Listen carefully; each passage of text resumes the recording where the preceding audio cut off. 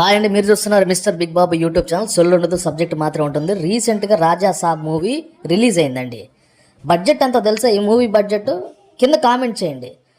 450 కోట్ల నుంచి 500 కోట్ల రూపాయలండి బడ్జెట్. ఇది ఆల్ టైమ్ రికార్డ్ మన తెలుగు ఇండస్ట్రీలో. చాలామంది ఎక్స్పెక్టేషన్స్ ఏం పెట్టుకున్నారంటే ఒక 10,000 కోట్లు కలెక్ట్ చేస్తుంది రాజా సాబ్. మీరు అబ్జర్వ్ చేయండి, మన తెలుగు కొంతమంది యూట్యూబర్స్ పని కట్టుకొని ప్రతి సినిమాని ఫ్లాప్ చేస్తున్నారు. ఇప్పుడు రాజా సినిమా పైన కూడాను ఫ్లాప్ టాక్ తీసుకొస్తున్నారు. అబ్జర్వ్ చేయండి, ప్రతి సినిమాను ఖచ్చితంగా ఫ్లాప్ టాక్ అయితే తీసుకొస్తారు పెద్ద పెద్ద యూట్యూబర్స్ పని కట్టుకొని. చూడండి, చాలామంది యూట్యూబర్స్ చెప్తున్నది ఏంటంటే సినిమా 3 గంటలు లెంగ్త్ అనేది ఎక్కువ అయిపోయింది. అలాగే సినిమాలో ఎక్కువ అనమాట 3 గంటల 9 నిమిషాలంటే అది చాలా ఎక్కువ లెంగ్త్ అయింది. అలాగే అనుకున్నంత స్థాయిలో ప్రభాస్ గారు యాక్ట్ చేయలేదని కావాల్సి పెద్ద పెద్ద యూట్యూబర్స్ లక్షల వ్యూస్ ఉంటాయి వాళ్ళకి.